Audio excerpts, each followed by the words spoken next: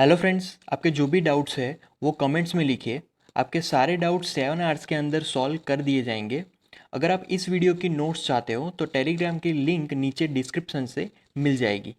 तो chapter number 4 में हम लोग मेनली यहाँ पर पढ़ने वाले हैं 2 dimensional motion and 3 dimensional motion के बारे में। So 2D and 3D mainly.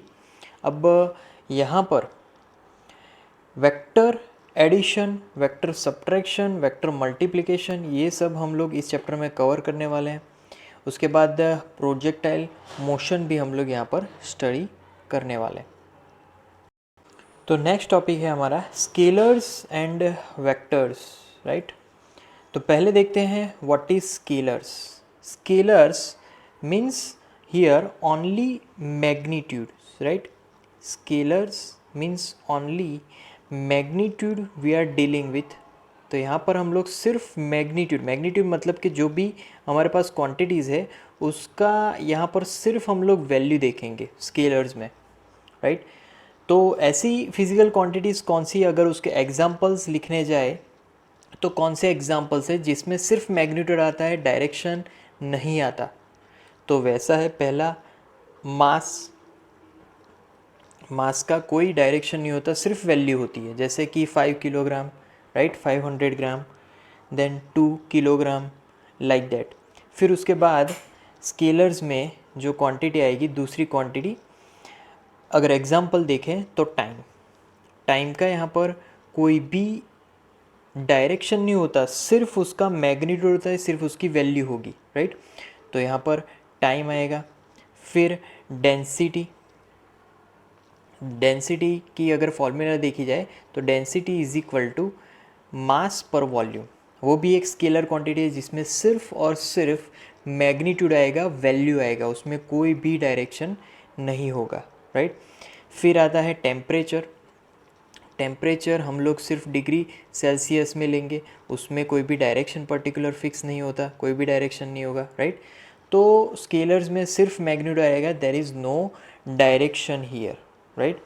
अब जो भी स्केलर क्वांटिटीज़ है, राइट, उनका अगर हम लोग मल्टीप्लिकेशन, समेशन, सब्ट्रैक्शन या फिर डिवीज़न करें तो उसका आंसर भी हमें स्केलर्स में ही मिलने वाला है, राइट। जैसे कि अगर मेरे पास दो स्केलर क्वांटिटी है, जैसे कि 2 kg into 5 kg, 2 kg into 5 kg, ये तो मास इंटू मास हो गया, तो 2 इंटू 5 10, तो उसका आंसर हमें स्केलर ही मिलेगा, राइट। तो यहाँ पर आंसर मास इंटू मास तो किलोग्राम स्क्वायर लिखेंगे, तो उसका आंसर ये हो गया 10 किलोग्राम स्क्वायर। अब देखते हैं वेक्टर्स। तो वेक्टर्स की बात करें तो वेक्टर्स दो चीज़ों पे डिपेंडेंट है। पहला तो है मैग्नीट्यूड, राइट, जो हमने पहले बात की, मैग्नीट्यूड मतलब कि कोई भी पर्टिकुलर फिजिकल क्वांटिटीज़ की एक पर्टिकुलर वैल्यू प्लस उसकी डायरेक्शन। तो अब यहाँ पर डायरेक्शन भी इन्वॉल्व है, राइट। तो यहाँ पर उसका डायरेक्शन भी इम्पॉर्टेंट है। तो वेक्टर्स में मैग्नीट्यूड प्लस डायरेक्शन आएगा। एग्जाम्पल में जैसे कि पहला होगा वेलोसिटी, राइट। वेलोसिटी में एक पर्टिकुलर उसकी वैल्यू आएगी, वैल्यू के साथ साथ एक पर्टिकुलर डायरेक्शन भी आएगी कि वो पॉजिटिव एक्स डायरेक्शन में जा रहा है, आगे जा रहा है, पीछे जा रहा है, लेफ्ट हैंड साइड जा रहा है, राइट हैंड साइड जा रहा है, राइट। तो हम लोग यहाँ पर वैल्यू के साथ साथ जो डायरेक्शन है उसको भी यहाँ पर इंपॉर्टेंस देने वाले हैं। ओके, दूसरा एग्जाम्पल हम लोग लेंगे फोर्स का, राइट। फोर्स का भी पर्टिकुलर डायरेक्शन होता है, जैसे कि आप किसी चीज़ को धक्का दोगे तो वो चीज़ उसी डायरेक्शन में आगे बढ़ेगी। तो यहाँ पर डायरेक्शन एक पर्टिकुलर वे में है, राइट। उसके बाद आता है, यस, फोर्स के ऊपर से हम लोग लिख सकते हैं एक्सेलरेशन, राइट। तो यहाँ पर एक्सेलरेशन भी एक वेक्टर क्वांटिटी है जिसके साथ डायरेक्शन भी इन्वॉल्व है। तो इसके साथ साथ बहुत सारे एग्जांपल्स हैं, वेलोसिटी, फोर्स है, एक्सेलरेशन, फिर उसके बाद लीनियर मोमेंटम, राइट, फिर डिस्प्लेसमेंट। तो ये सारे वेक्टर क्वांटिटीज़ है। अब वेक्टर क्वांटिटीज़ में मान लीजिए कि आपके पास दो वेक्टर्स है, राइट। तो कुछ ही एक्सेप्शनल केसेस में अगर उन दोनों का हम लोग मल्टीप्लिकेशन करवाएं तो वो स्केलर मिलता है, बट वो एक्सेप्शनल केस के लिए ही लागू पड़ता है। बाकी सब में अगर हम लोग वेक्टर क्वांटिटीज़ का कुछ भी करेंगे तो वहाँ पर आंसर हमें वेक्टर्स ही मिलेगा। दूसरी चीज़ हमें ये ध्यान में रखनी है कि अगर कोई क्वांटिटी स्केलर है, जैसे कि आप मास ले लो तो मास को हम लोग स्मॉल m से रिप्रेजेंट करते हैं, फिर टाइम ले लो तो टाइम को स्मॉल t, फिर डेंसिटी को रो, राइट। तो सिंपल स्केलर जब जब आता है तब तब हम लोग उसको सिंपल रिप्रेजेंटेशन दे देते हैं अल्फा से, जैसे कि टेम्परेचर है तो उसका capital T, right. But vector quantity अगर कोई है तो उसमें रिप्रेजेंट का अलग तरीका है, जैसे कि वेलोसिटी है तो वेलोसिटी का रिप्रेजेंटेशन v, बट उसके ऊपर एक एरो की लगा देनी है जिससे कि हमें पता चल जाए कि वो एक वेक्टर क्वांटिटी है। फिर आता है फोर्स, तो फोर्स के ऊपर फिर से तीर लगा दीजिए तो वहाँ पर वो वेक्टर क्वांटिटी है, इसीलिए तीर आएगा। एक्सेलरेशन, तो एक्सेलरेशन के ऊपर तीर आ जाएगा। तो ये सारे रिप्रेजेंटेशन एक वेक्टर क्वांटिटीज़ के हैं। और ऊपर जो रिप्रेजेंटेशन हमने देखे ये सारे स्केलर क्वांटिटीज़ के रिप्रेजेंटेशन है, राइट। तो वेक्टर्स में जब कभी भी कोई भी क्वांटिटी वेक्टर होगी तो उसमें ऊपर एरो की लगाना कभी भूलना नहीं चाहिए, राइट। अब नेक्स्ट टॉपिक है पोजीशन एंड डिस्प्लेसमेंट वेक्टर्स। तो उसके लिए हम लोग डायग्राम से समझते हैं। तो यहाँ पर O ओरिजिन है और हमारा जो पहले पार्टिकल है वो P पॉइंट पे है, राइट। P पॉइंट ओरिजिन से लगभग r डिस्टेंस पे है, तो इसको हम लोग बोलेंगे हमारा डिस्प्लेसमेंट O2P, मतलब कि ये हमारा पोजीशन वेक्टर है, इसको बोलेंगे पोजीशन वेक्टर। फिर हम लोग यहाँ से उस पार्टिकल को मूव करा के P डैश पर लाते हैं, राइट। तो P डैश मतलब O टू P डैश, तो वहाँ पर R डैश उसको हम लोग बोलेंगे पोजीशन वेक्टर। ये R और ये R डैश दोनों ही यहाँ पर वेक्टर क्वांटिटीज़ है, उनको हम लोग बोलते हैं पोजीशन वेक्टर्स। अब हमारा जो पार्टिकल है वो P से P डैश पर गया, राइट, मतलब कि यहाँ पर पार्टिकल ने डिस्प्लेसमेंट किया।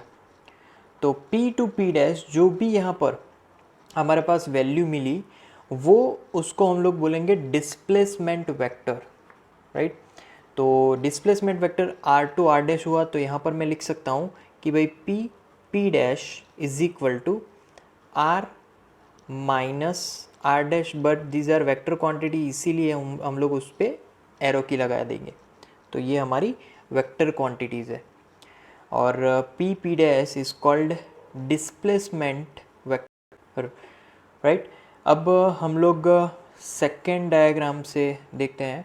तो सेकेंड डायग्राम में हमें क्या करना है कि सिंपल P टू Q पर पहुंचना है। अब P टू Q पर पहुंचने के लिए बहुत सारे रास्ते हैं, PDQ, राइट, PABCQ, PABCQ और PBEFQ, राइट। टोटल कितने रास्ते मिले? एक, फिर 2, 3 और चौथा रास्ता है direct P to Q, direct straight line. तो यहाँ पर टोटल 4 रास्ते हैं, राइट। पहला PDQ, दूसरा PABCQ, तीसरा PBEFQ, चौथा डायरेक्ट PQ। तो यहाँ पर 4 रास्तों में जो सीधा रास्ता है वो डायरेक्ट P टू Q है, राइट। तो अब यहाँ पर जो पाथ है वो कोई भी ले लो, राइट, बट जो डिस्प्लेसमेंट है वो overall P to Q direct हुआ, भले ही आप PDQ जाओ तो डिस्प्लेसमेंट P टू Q हुआ, क्योंकि displacement depends on final position and initial position. Similarly आप अगर PABCQ जाओ, राइट, तो वहाँ पर कोई भी पाथ है PABCQ, फिर भी यहाँ पर डिस्प्लेसमेंट तो P टू Q ही हुआ, तो displacement Q to P, right. तीसरा पाथ PBEFQ, तो वहाँ पर डिस्प्लेसमेंट अगेन PQ ही होगा। तो डिस्प्लेसमेंट यहाँ पर हर जगह पर सेम है, बट पाथ लेंथ की अगर बात करें तो पाथ लेंथ PDQ और PQ, तो दोनों में PDQ ऑब्वियसली ज़्यादा होगा, राइट। फिर PABCQ, तो वो पाथ लेंथ भी PQ से ज़्यादा होगा। फिर PBEFQ, वो भी पाथ लेंथ PQ से तो ज़्यादा ही होगा।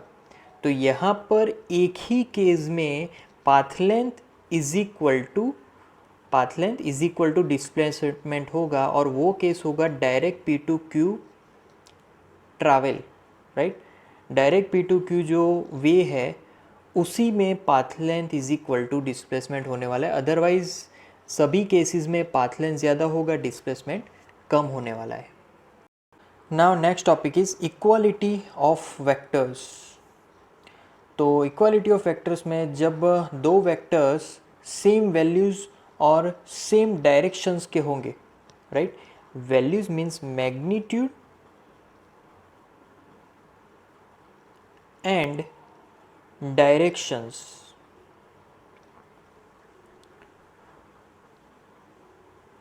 right, magnitude plus directions are same, then they are called equal vectors,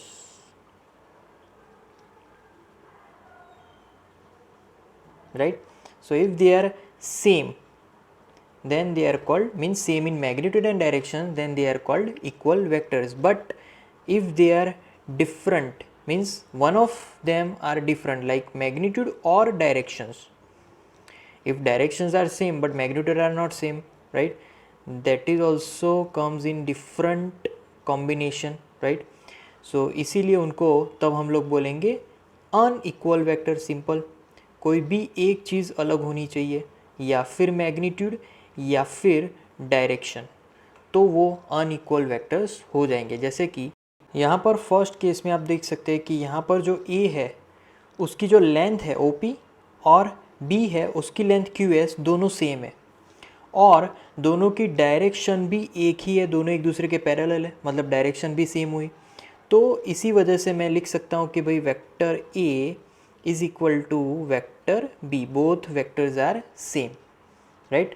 उनके लेंथ भी सेम है, लेंथ सेम होना मतलब कि उनके मैग्नीट्यूड सेम होना, और यहाँ पर पैरेलल का मतलब दोनों के डायरेक्शन सेम है, राइट।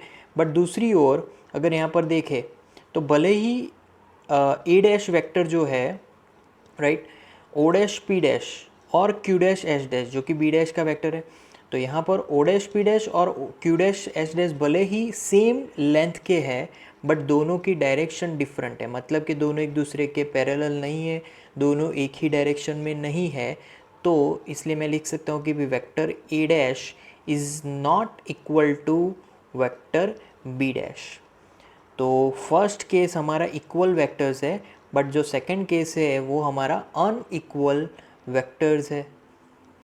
नेक्स्ट टॉपिक है multiplication of vectors by real numbers. तो यहाँ पर हम लोग वेक्टर्स को रियल नंबर से मल्टीप्लाई कर रहे हैं, राइट। जैसे कि मान लीजिए कि हमारे पास एक वेक्टर है, वेक्टर ए, राइट। अब वेक्टर ए का मैं यहाँ पर मल्टीप्लिकेशन करवा रहा हूँ एक लैम्बडा, जो कि एक ग्रीक वर्ड है। लैम्बडा एक रियल नंबर है, ऐसा आप मान लो, राइट। तो लैम्बडा के साथ मैं मल्टीप्लाई कर रहा हूँ। अब लैम्बडा यहाँ पर रियल नंबर है तो वो नेगेटिव भी हो सकता है, पॉजिटिव भी हो सकता है, राइट। तो यहाँ पर मैं उन दोनों का मल्टीप्लिकेशन करवाऊँगा, राइट, और फिर उन दोनों का मॉड लूँगा, मतलब कि vector A into lambda mod value of them. तो दोनों के मल्टीप्लिकेशन का मॉड वैल्यू, तो यहाँ पर हमें क्या मिलेगा, एक तो लैम्बडा पॉजिटिव होके बाहर निकल जाएगा और फिर बचेगा वेक्टर ए, राइट, अंदर। तो लैम्बडा कब बाहर निकलेगा, जब लैम्बडा जो है वो ग्रेटर देन 0 होगा तब, राइट।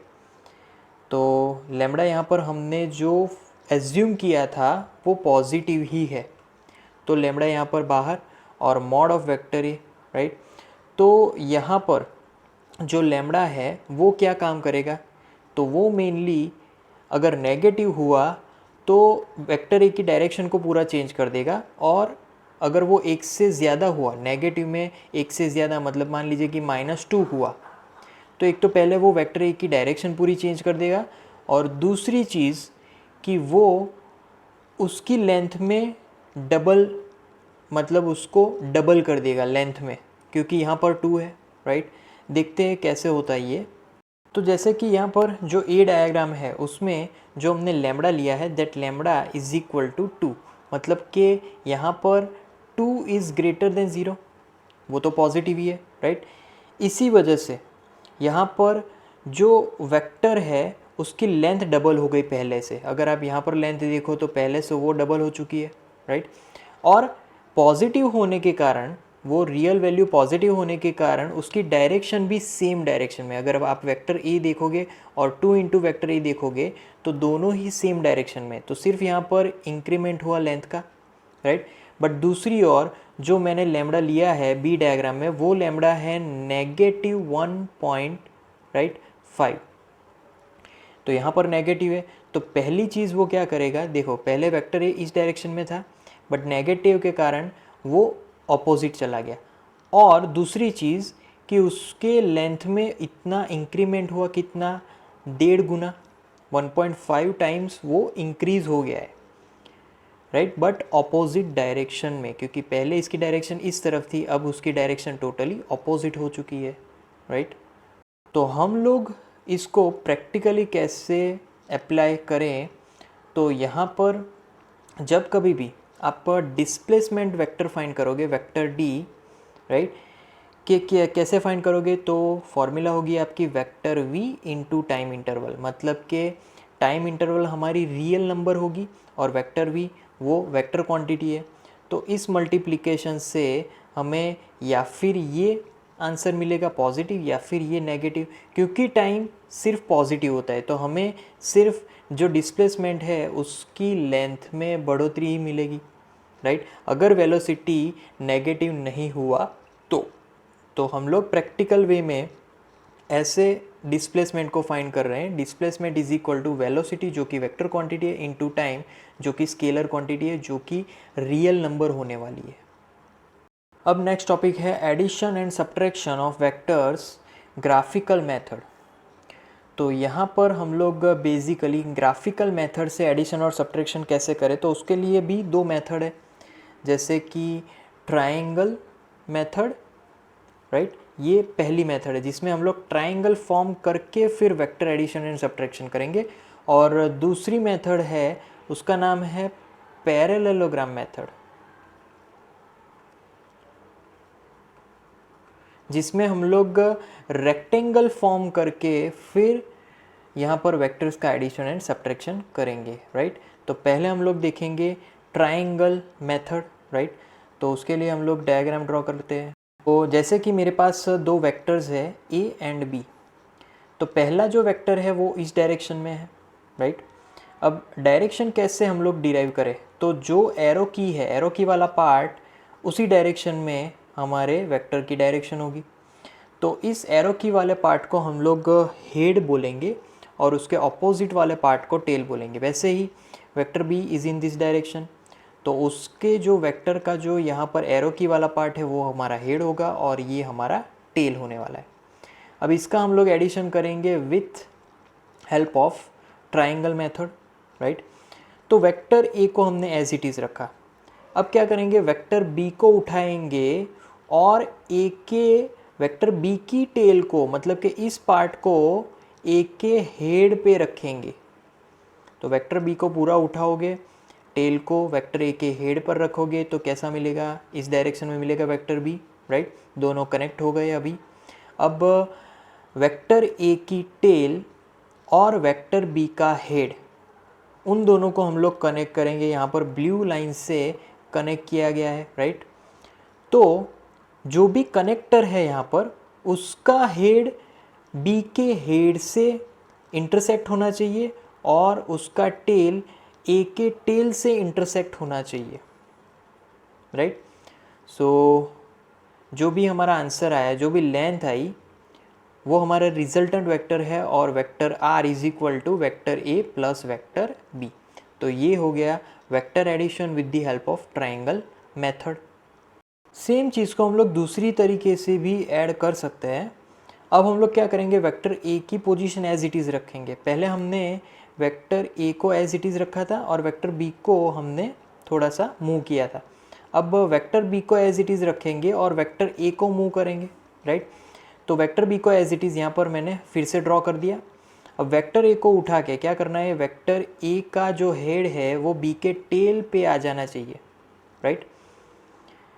तो वेक्टर ए का हेड बी के टेल पे, या फिर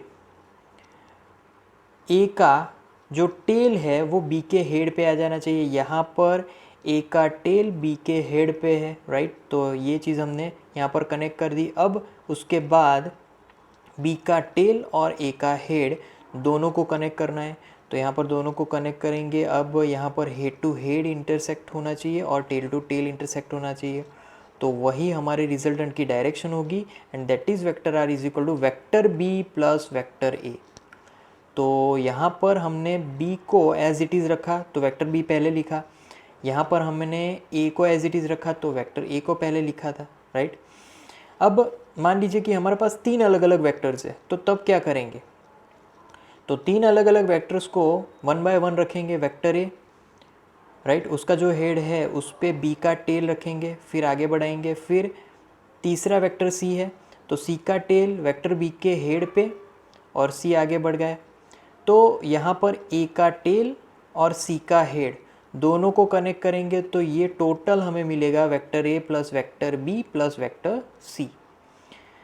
मान लो कि पहले मुझे वेक्टर a और b का एडिशन फाइंड करना है और फिर c को मैं कनेक्ट करूँगा, तो यहाँ से ये कनेक्शन होगा, उसको हम लोग बोलेंगे vector a plus vector b, right. वो कनेक्ट हो जाने के बाद भी हम लोग कनेक्ट कर सकते हैं। मैं यहाँ पर पहले b प्लस सी भी कनेक्ट कर सकता हूँ, राइट, b और c। तो डायरेक्ट b के टेल से c के हेड पर हमें कनेक्टर ड्रॉ करना है, तो head to head, tail to tail. तो बहुत सारे यहाँ पर अलग अलग वेज है वेक्टर एडिशन फाइंड करने के। तो इन वेक्टर एडिशन में हम लोग बहुत सारे लॉस के बारे में भी जान सकते हैं। पहला कम्यूटेटिव लॉ। कम्यूटेटिव लॉ मतलब कि vector a plus vector b, इन दोनों का summation is equal to vector b plus vector a। ये दोनों ही सेम होंगे, चाहे आप a को पहले रखो b को पहले रखो, दोनों की वैल्यूज़ सेम होने वाली है, राइट। फिर एसोसिएटिव लॉ, तो उसमें आप vector a plus vector b पहले करो, राइट, और फिर वेक्टर c को बाद में आप ऐड करोगे। दैट इज़ इक्वल टू, आप यहाँ पर ब्रैकेट पहले वेक्टर a को लिखो, मतलब कि पहले आप वेक्टर b प्लस c करो और फिर बाद में आप वेक्टर a ऐड करोगे तो भी चलेगा, दोनों ही सेम मिलने वाले हैं, राइट। या फिर आप a और b को पहले ऐड करो फिर c को ऐड करोगे, ये भी सेम है, और पहले b और c को ऐड करोगे फिर a को ऐड करोगे तो दोनों ही हमें सेम मिलने वाले हैं, राइट। अब जब कभी भी आप कोई भी वेक्टर को उसके नल वेक्टर से, मतलब कि उसके ऑपोजिट वेक्टर से अगर ऐड करोगे, तो कोई भी वेक्टर का ऑपोजिट वेक्टर ऐड करोगे तो यहाँ पर आंसर हमें ज़ीरो मिलेगा, और वो ज़ीरो भी हमारा ज़ीरो वेक्टर होगा। तो यहाँ पर ज़ीरो वेक्टर लिखने का क्या कारण है? तो उससे हमें पता चलेगा कि ये आंसर जहाँ से भी आया है वो वेक्टर से आया है। वेक्टर का मल्टीप्लिकेशन या फिर समेशन या फिर डिवीज़न, कुछ भी फंक्शन वेक्टर का हुआ है, इतना हमें पता चलेगा, राइट। तो simple vector a minus vector a, right, यहाँ पर तो यही चीज़ हुई है, तो उसका आंसर होगा ज़ीरो वेक्टर। अब किसी भी वेक्टर क्वांटिटीज़ को आप अगर ज़ीरो वेक्टर से ऐड करोगे, किसी भी वेक्टर क्वांटिटी को ज़ीरो वेक्टर से ऐड करोगे तो उसका आंसर वही वेक्टर क्वांटिटी मिलने वाला है, राइट। किसी भी ज़ीरो वेक्टर को, राइट, अगर आप लैम्बडा से मल्टीप्लाई करवाओगे तो उसका आंसर हमें ज़ीरो वेक्टर ही मिलने वाला है। तो यहाँ पर लैम्बडा हमारा ज़ीरो, मतलब कि लैम्बडा रियल नंबर है, उसको ज़ीरो वेक्टर से मल्टीप्लाई कराओगे तो आंसर ज़ीरो मिलेगा। और अगर हमारे पास स्केलर वाला ज़ीरो है और उसको वेक्टर ए से मल्टीप्लाई कराओगे किसी भी वेक्टर से, तो वहाँ पर हमारा आंसर भी ज़ीरो वेक्टर ही मिलेगा, राइट। तो ये चीज़ हमें ध्यान में रखनी है। अब हम लोग ट्रायंगुलर मेथड से वेक्टर सब्ट्रैक्शन देखेंगे, राइट। तो मान लीजिए कि वेक्टर ए इस डायरेक्शन में है, ये हमारा वेक्टर ए है, वेक्टर बी हमारा इस डायरेक्शन में है, राइट। अब सब्ट्रैक्शन में हमें पहले तो एक वेक्टर को ऑपोजिट कर देना पड़ेगा। तो मैं बी को अगर नेगेटिव से मल्टीप्लाई कराऊंगा तो वो डायरेक्ट अपनी डायरेक्शन को अपोजिट कर लेगी, तो यहाँ पर b डायरेक्ट अपोजिट हो गया जैसे ही मैं -1 से उसको मल्टीप्लाई कराऊंगा। अब सिंपल a और -b को ऐड करना है, जैसे हम लोग एडिशन मेथड में कर रहे थे वैसे ही सिंपल ऐड कर देना है। तो वेक्टर a को एज इट इज़ रखो, वेक्टर a को यहाँ पर मैंने रख दिया, और वेक्टर b का जो भी टेल है वो वेक्टर a के हेड पे रखना है। तो यहाँ पर हमने रख दिया वेक्टर -b, राइट। तो vector a minus vector b, अब उन दोनों को कनेक्ट कर देना है। तो a का यहाँ पर जो भी टेल होगा उस रिजल्टेंट का भी टेल यहाँ पर इंटरसेक्ट होगा, और b का हेड रिजल्टेंट के हेड से इंटरसेक्ट होगा। तो यहाँ पर जो हमारा आंसर होगा वो हमारा रिजल्टेंट होगा vector a minus vector b। तो ये था vector subtraction by triangular method, right. Similar way में हम लोग a को भी नेगेटिव, मतलब कि अगर हमें यहाँ पर r is equal to vector r is equal to क्या फाइंड करना है, तो vector b minus vector A B similar way में फाइंड कर सकते हैं। जैसे कि वेक्टर b को एज इट इज़ रखना है, राइट, vector b is as it is. अब वेक्टर जो a है उसका नेगेटिव लेना है, तो वेक्टर a का नेगेटिव पहले मैं यहाँ पर लिखूँगा सेम डिस्टेंस का एंटी पैरेलल, तो ये हो गया माइनस वेक्टर a, राइट। अब क्या करना है, तो ये जो भी वेक्टर माइनस वेक्टर a है उसका जो हेड है वो b के टेल पर आ जाना चाहिए, तो इस हिसाब से इस डायरेक्शन में आ जाएगा, राइट। ये है माइनस वेक्टर a एंड ये है हमारा वेक्टर b। अब सिंपल एक लाइन से कनेक्ट कर देना है, head to head, tail to tail, right. तो यहाँ पर हमारा हेड होगा, तो वेक्टर r रिजल्टेंट वेक्टर हमें मिला, vector r is equal to vector b minus vector a, right. तो ये था वेक्टर सब्ट्रैक्शन। तो अब है पैरेललोग्राम मेथड।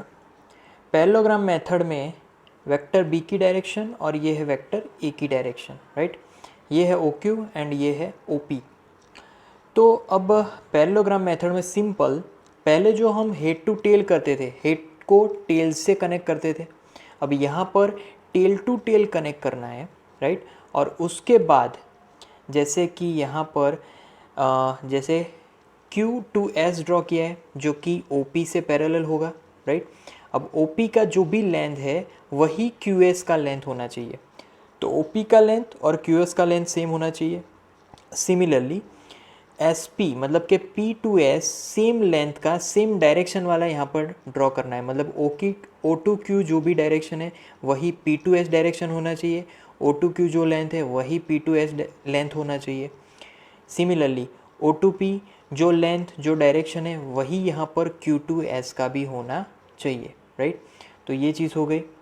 अब सिंपल O से एक लाइन ड्रॉ करनी है, यहाँ पर जो दोनों पॉइंट्स का जो कॉर्नर बना उसके साथ हमें कनेक्ट कर देना है, राइट। तो O2S हमने कनेक्ट कर दिया, तो जो भी रिजल्टेंट वेक्टर बना, राइट, ओरिजिन O से S तक का, तो यहाँ पर S पे हमें वो एरो की ड्रॉ कर देनी है, तो वो रिजल्टेंट वेक्टर हो गया। और ये हमारा पैरेललोग्राम मेथड हो गया जिसमें रेक्टेंगल बना, राइट। तो ये हमने वेक्टर एडिशन देखा। अब सिमिलर मान लीजिए कि हमें सब्ट्रैक्शन फाइंड करना है, मतलब कि यहाँ पर vector a minus vector b find करना है with the help of parallelogram method. तो कैसे करेंगे, तो वेक्टर a तो एज इट इज़ ही रहेगा, राइट। तो vector a as it is, OP की जो भी यहाँ पर लेंथ होगी सेम लेंथ होगी यहाँ पर भी, और वेक्टर a सेम डायरेक्शन में है, राइट। अब b का ऑपोजिट यहाँ पर ड्रॉ करना है। b का ऑपोजिट कौन सी डायरेक्शन में मिलेगा, तो वो मिलेगा इस डायरेक्शन में, और वो एग्जैक्ट उसके परपेंडिकुलर होना चाहिए, राइट।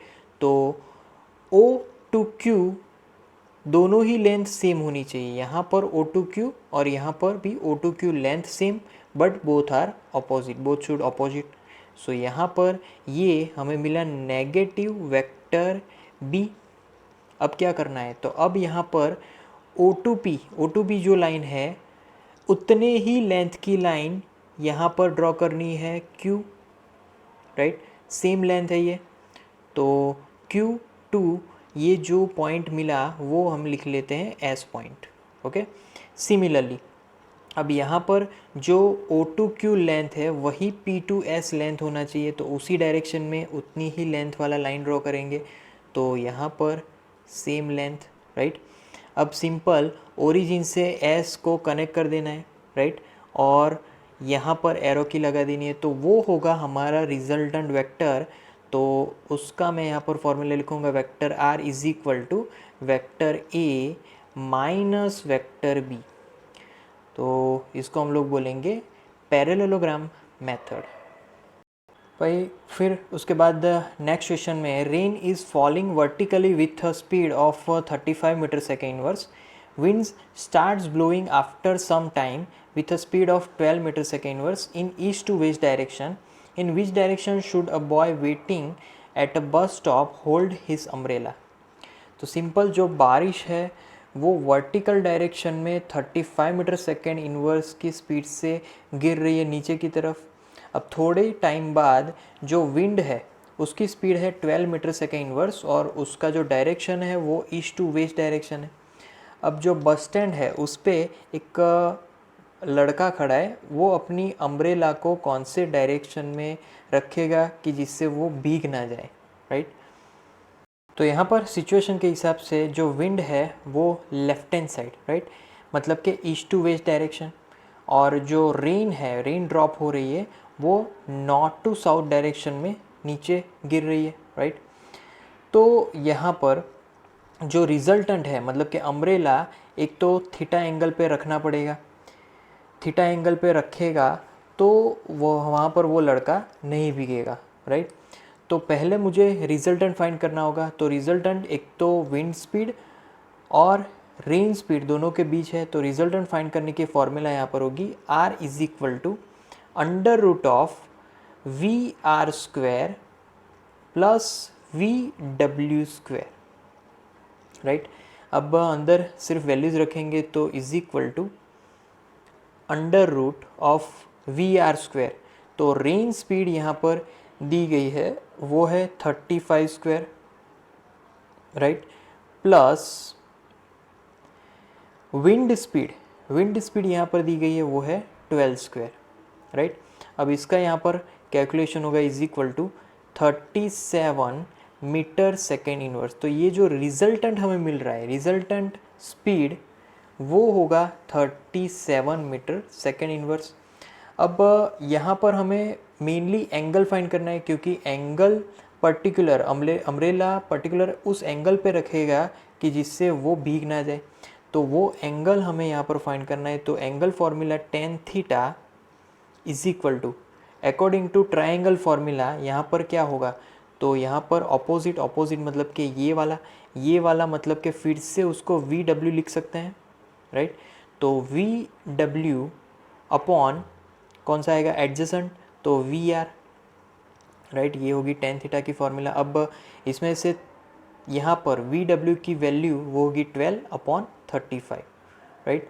तो 12/35 इज इक्वल टू 0.34, राइट, 3।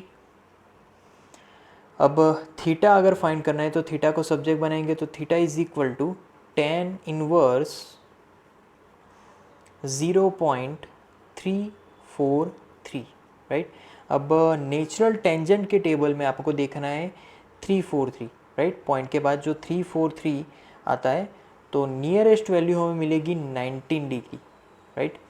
तो अगर आप देखोगे उसमें तो 18.9 डिग्री आपको मिलेगा। आप जो नेचुरल टेंजेंट में जब देखोगे 18.9 डिग्री, उसमें इसके नियरेस्ट वैल्यू मिलेगी, बट उसको राउंडिंग ऑफ करके हम लोग 19 डिग्री रख सकते हैं। तो जब लड़का अपनी जो अम्ब्रेला है उसको जो हमारा प्लेन है, तो जो वर्टिकल है, वर्टिकल के साथ जब वो 90 डिग्री एंगल पे, 90 डिग्री कौन से एंगल पे, तो ईस्ट की तरफ एंगल पे रखेगा, वर्टिकल से ईस्ट एंगल पे 90 डिग्री, तो वो नहीं भीगेगा। Vertical to east 90 degree angle. Next topic है रिजोल्यूशन ऑफ वेक्टर्स, राइट। तो वेक्टर्स को रियल नंबर्स के साथ कैसे मल्टीप्लाई करवाएंगे और फिर उसका कैसे वेक्टर एडिशन करेंगे, वो इस टॉपिक में हम लोग मेनली देखने वाले हैं। तो पहले तो यहाँ पर नॉन ज़ीरो दो वेक्टर्स दिए गए हैं, vector A and vector B, दोनों की डायरेक्शन अलग अलग है और वो दोनों ही एक प्लेन में है, राइट। तो यहाँ पर जो वेक्टर ए है, राइट, अगर वेक्टर ए में मैं एक रियल नंबर से मल्टीप्लाई कराऊँ जो कि लैम्बडा है, तो लैम्बडा को वेक्टर ए के साथ मल्टीप्लाई कराएंगे तो यहाँ पर ओ क्यू मिलेगा, जो कि लेंथ में भी वेक्टर सिर्फ वेक्टर ए से ज़्यादा है, राइट। तो ओ क्यू की डायरेक्शन सिमिलर टू ए की डायरेक्शन। और सिमिलरली जो वेक्टर बी है उसको मैं म्यू के साथ मल्टीप्लाई कराऊंगा, मतलब कि यहाँ पर म्यू से, म्यू क्या है, रियल नंबर, तो उससे मल्टीप्लाई कराऊंगा तो यहाँ पर डायरेक्शन तो सेम रहेगी बट लेंथ यहाँ पर बढ़ गई। अब दोनों का वेक्टर एडिशन कैसे होगा, तो जो ओ है उससे एक लाइन ड्रॉ करनी है पी पे और पी पे ही उसका हेड आ जाएगा, राइट। तो यहाँ पर उस फॉर्मूला के हिसाब से vector A is equal to O P vector, right, is equal to O Q vector plus O P vector, O Q plus Q P vector, sorry. तो क्यू पी वेक्टर यहाँ पर दोनों का एडिशन, तो पहले तो ओ क्यू वेक्टर क्या है, O Q vector is equal to lambda vector A. Similarly Q P vector क्या है, तो Q P vector is equal to mu into vector B. अब दोनों का एडिशन, तो यहाँ पर हमें मिलेगा vector A is equal to lambda vector A plus mu into vector B, right. तो ये हमारा टोटल रिजल्टेंट वेक्टर हमें मिलेगा और वेक्टर ए मतलब कि O P vector, right. Now our topic is unit vectors. अब पहले तो देखते हैं यूनिट वेक्टर्स मतलब क्या। यूनिट वेक्टर्स मतलब कि जिसका मैग्नीट्यूड अगर देखा जाए तो मैग्नीट्यूड उसकी 1 होगा। तो जब कभी यूनिट वेक्टर का जिक्र होगा उसका वैल्यू 1 मतलब कि यूनिट ही होगा, राइट। तो फिर क्वेश्चन है कि यूनिट वेक्टर का यूज़ क्या होगा। तो यूनिट वेक्टर ओनली डायरेक्शन को रिप्रेजेंट करता है और कुछ भी नहीं। तो यूनिट वेक्टर जब कभी भी आए वो हमें सिर्फ डायरेक्शन दिखाएगा कि कौन सी डायरेक्शन में हमारा वेक्टर अभी मौजूद है, राइट। जैसे कि यहाँ पर एक्स डायरेक्शन, तो एक्स डायरेक्शन के लिए कौन है, आई हैट, राइट। तो आई हैट को अगर ध्यान में ले तो आई हैट, इसको बोलेंगे हैट या फिर कैप या फिर कैरेट, कुछ भी आप लोग बोल सकते हो, मैं यहाँ पर हैट यूज़ करता हूँ।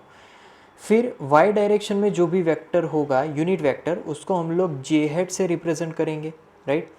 तो आई हैट का जो भी मैग्नीट्यूड होगा उसकी वैल्यू तो 1 ही है, तो इज इक्वल टू हम लोग लिख सकते हैं कि भाई mod of J hat, value of J hat, right. तो यहाँ पर मॉड ऑफ जे हैट और मॉड ऑफ आई हैट दोनों ही सेम होंगे।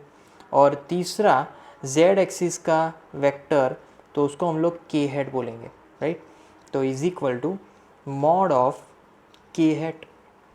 अब इन तीनों की ही वैल्यू सेम होगी और वो होगी 1। तो जैसे ही कहीं पर भी आई हैट का जिक्र हो आपके माइंड में आ जाना चाहिए कि वो एक्स एक्सिस की डायरेक्शन में है। जब कभी भी जे हैट का जिक्र हो आपके माइंड में आ जाना चाहिए वो वाई एक्सिस में है, और के हैट जब आए तो वो जेड एक्सिस में ही होगा। तो ये चीज़ आपको ध्यान में रखनी है। कभी कभी अगर एक्स वाई दोनों ही डायरेक्शन में है, ज़रूरी नहीं कि कोई एक ही डायरेक्शन में हमें वेक्टर्स मिले। मान लो एक प्लेन में है, मतलब कि एक्स वाई प्लेन में है, तब हम उसका सिंबल लेते हैं एन हैट, बट फिर भी उसकी जो वैल्यू होगी वो तो फिक्स ही होगी और वो वैल्यू होगी 1, बट वो रिप्रेजेंट करेगा पर्टिकुलर डायरेक्शन को, पर्टिकुलर प्लेन में जो वेक्टर है तब की बात होगी, राइट। तो अगर हम जब किसी भी वेक्टर, मान लीजिए कि मेरे पास एन हैट वेक्टर है, एन हैट यूनिट वेक्टर है, उसको मैं एक रियल नंबर से मल्टीप्लाई करवाता हूँ। रियल नंबर कौन सा है, तो मान लीजिए कि वो लैम्बडा है, तो रियल नंबर से मैं उसको मल्टीप्लाई करवाऊँगा तो मेरा जो आंसर होगा वो आ जाएगा lambda into N hat, right. तो ये मेरा रिजल्टेंट वेक्टर हो जाएगा, इसको मैं यहाँ पर बोलूँगा रिजल्टेंट वेक्टर, राइट। मान लीजिए कि हमारे पास वेक्टर ए है, अब वेक्टर ए को दूसरे कौन सी तरीके से मैं रिप्रेजेंट कर सकता हूँ, तो vector A is equal to मैं लिख सकता हूँ कि मॉड ऑफ वेक्टर ए, मतलब कि ए की जो भी वैल्यू होगी वो into unit vector in that direction. तो जो भी वेक्टर होगा उसका value into unit vector in that direction, तो वो डायरेक्ट हमें वेक्टर क्वांटिटी दे देगा, राइट क्योंकि एन हेड जो है वो वेक्टर ए के ही डायरेक्शन का यूनिट वेक्टर है, राइट। ओके, अब हमारे पास मेनली दो वेक्टर्स है, vector A one and vector A two. Vector A one X axis पे है और vector A two Y axis पे है, राइट। तो उन दोनों का रिजल्टेंट इस डायरेक्शन में मिलेगा, मतलब कि एक्स वाई प्लेन में। अब वेक्टर ए अगर एक्स एक्सिस में है तो उसकी कुछ ना कुछ स्केलर वैल्यू होगी, मतलब कि ए वन का मैग्नीट्यूड होगा। तो मैं वेक्टर ए वन को कुछ इस तरीके के लिए लिख सकता हूँ कि vector A one is equal to A X into I hat, right. तो ये हमारा x कंपोनेंट होगा।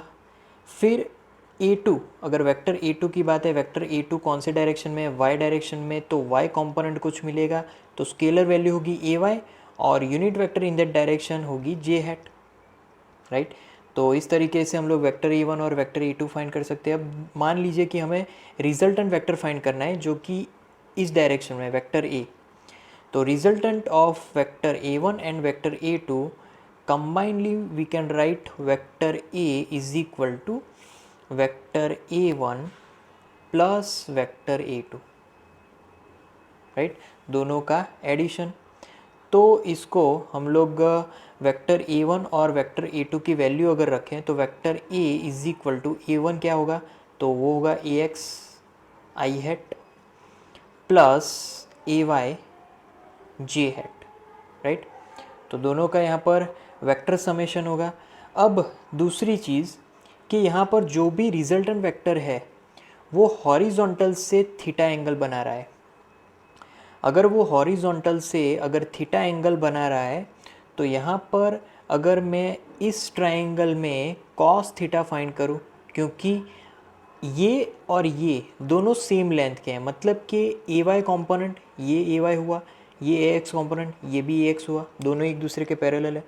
तो उसके ऊपर से यहाँ पर मैं पहले फाइंड करूँगा कॉस थीटा की फॉर्मूला, इस ट्रायंगल में कॉस थीटा की फॉर्मूला, तो मेनली ये चीज़ क्या हो जाएगी ए वाई, राइट। जे हेड लिख सकते हैं, जे हेड की वैल्यू तो 1 होती है। तो मैं यहाँ पर कॉस अप्लाई कर रहा हूँ, तो first cos theta is equal to cos theta मतलब कि एडजेसेंट, एडजेसेंट मतलब कि ए एक्स आई हेट। अब आई हेट लिखने की ज़रूरत नहीं है क्योंकि उसकी वैल्यू 1 है, राइट। अपॉन हाइपोटेनियस, हाइपोटेनियस कौन सा है, ए है, तो मैं यहाँ पर लिखूँगा नीचे अपॉन ए उसकी वैल्यू। तो यहाँ पर ए एक्स को सब्जेक्ट बनाएंगे, A X is equal to A cos theta, right. तो यहाँ पर वो एक्स कंपोनेंट होगा। अब सिमिलर मैं यहाँ पर साइन थीटा फाइंड करूँगा, तो sine theta is equal to opposite. अब ट्राइंगल में अपोजिट क्या है, तो ट्राइंगल में अपोजिट मतलब कि ये वाला, मतलब कि ए वाई। तो यहाँ पर फॉर्मूला में मैं लिखूँगा ए वाई अपॉन हाइपोटेनियस, हाइपोटेनियस कौन सा है ए, राइट, तो अपॉन ए। अब यहाँ पर मैं ए वाई को सब्जेक्ट बनाऊँगा तो A Y is equal to हम लोग लिख सकते हैं कि ए साइन थीटा। तो A Y is equal to A sine theta एक फार्मूला मिली, और similarly A X is equal to A cos theta दूसरी फार्मूला मिली, राइट। तो A sine theta and A cos theta दोनों ही फार्मूला में मैं इक्वेशंस के नाम दे देता हूँ, जैसे कि ये फर्स्ट इक्वेशन है और ये हमारा सेकंड इक्वेशन है, राइट। अब मैं यहाँ पर उनका रेशियो फाइंड करूँगा, जैसे कि फर्स्ट बाय सेकंड, राइट। तो फर्स्ट बाय सेकंड अगर करेंगे तो लेफ्ट हैंड साइड क्या होगा, तो लेफ्ट हैंड साइड होगा A Y upon A X, right. और right hand side is equal to A Y मतलब क्या था, A sine theta upon A cos theta, right. तो यहाँ पर ए कैंसल्ड, तो left hand side A Y upon A X sine theta upon cos theta, तो वो हो जाएगा टेन थीटा, राइट। तो टेन थीटा हमारी फॉर्मूला हो जाएगी। अब अगर मान लो कि इस इक्वेशन में से मुझे थीटा सब्जेक्ट बनाना है, तो theta is equal to tan inverse A Y upon A X, right. तो ये हमें थीटा वैल्यू मिल जाएगी। अब ये थीटा जब कभी भी फॉर्मूला, जब वैल्यू थीटा फाइंड करनी हो तब ये हम लोग यूज़ कर सकते हैं। उसके बाद अगर मान लीजिए कि मुझे सिर्फ वैल्यू फाइंड करनी है कि ए की वैल्यू क्या होगी, राइट। तो यहाँ पर मैं जो फर्स्ट और सेकंड इक्वेशन हमें मिली थी उन दोनों का यहाँ पर स्क्वायर करके उन दोनों का सम करूँगा, जैसे कि A X square, right, plus A Y square.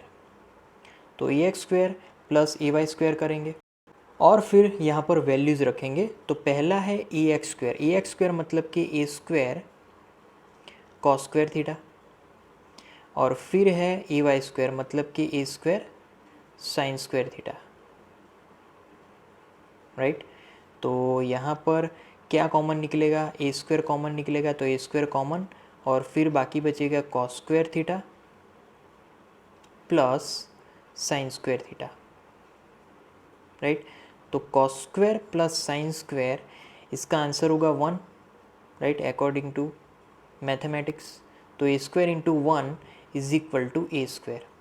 तो यहाँ पर हमें आफ्टर ऑल जो आंसर मिला वो होगा A X square plus A Y square, right, is equal to A square. तो यहाँ पर हमें मैग्नीट्यूड ए का इजीली फाइंड कर सकते हैं। अगर ए का मैग्नीट्यूड हमें फाइंड करना है तो ए को सब्जेक्ट बनाएंगे, तो square root both the side, तो यहाँ पर सिर्फ ए बचेगा क्योंकि स्क्वायर और रूट कैंसिल हो जाएगा, और राइट हैंड साइड हमें मिलेगा under root A X square, right, plus A Y square. तो ये इस फॉर्मूला से हम लोग ए की वैल्यू फाइंड कर सकते हैं, राइट। तो a is equal to under root A X square plus A Y square. तो ये था हमारा पूरा टॉपिक यूनिट वेक्टर्स। अब हम लोग नेक्स्ट में 3 डायमेंशनल के लिए क्या फॉर्मूला होगी वो फाइंड आउट करेंगे। तो यहाँ पर 3 डायमेंशनली यहाँ पर वेक्टर्स दिए गए हैं, जैसे कि A X, A Y and A Z, right. अब यहाँ पर जो रिजल्टेंट है वो तीनों डायमेंशन में मिलेगा। ये वेक्टर ए जो है वो तीनों डायमेंशन में है, सिर्फ ये मत समझना कि ये सिर्फ एक्स वाई में है, ये एक्स वाई और जेड तीनों में ही है, राइट। जेड जो डायमेंशन है वो है हमारी तरफ की डायमेंशन। यहाँ पर हम लोग क्रॉस लाइन ही ड्रॉ कर सकते हैं, राइट। तो इस एक्सिस को हमें यहाँ पर सोचना है कि ये हमारी तरफ की एक्सिस है, ओके। अब यहाँ पर ए एक्स रिजल्टेंट के साथ अल्फ़ा एंगल बनाएगा, ए वाई रिजल्टेंट के साथ बीटा एंगल बनाएगा, और ए जेड रिजल्टेंट के साथ गैमा एंगल बनाएगा, राइट। तो अब मैं यहाँ पर पहले तीनों कंपोनेंट्स फाइंड करूँगा। पहले अल्फ़ा के लिए तो सेम वे में जो हमने कॉस एंगल फाइंड किया था उसी वे में हम लोग फाइंड कर सकते हैं। A X is equal to A cos alpha, right. Similarly अगर ए वाई की बात करें तो A Y is equal to A cos beta आएगा, और फिर ए जेड, तो A Z is equal to यहाँ पर जेड इज इक्वल टू क्या आएगा, ए कॉस गैमा आ जाएगा, राइट। अब यहाँ पर हम लोग जनरली लिखे वेक्टर ए, जो रिजल्टेंट वेक्टर ए मिलेगा, तो vector A is equal to पहले तो एक्स एक्सिस वाला component, right, plus Y axis वाला कंपोनेंट मतलब कि A Y J hat, plus Z axis वाला component A Z K hat, right. तीनों डायरेक्शन में मिलेगा। अब यहाँ पर ए का मैग्नीट्यूड फाइंड करना है, राइट।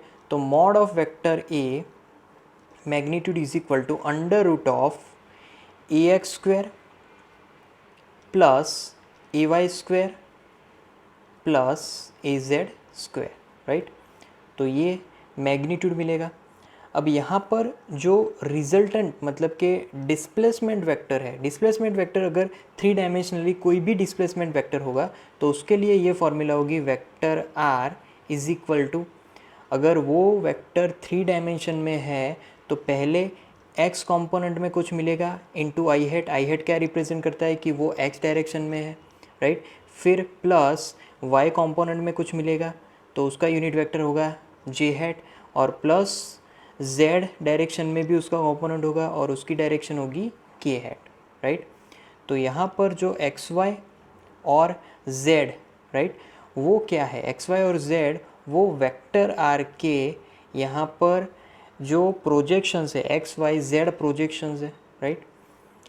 तो इस इक्वेशन से हम लोग यहाँ पर जो पोजीशन वेक्टर्स है उसको 3 डायमेंशनली डिराइव कर सकते हैं।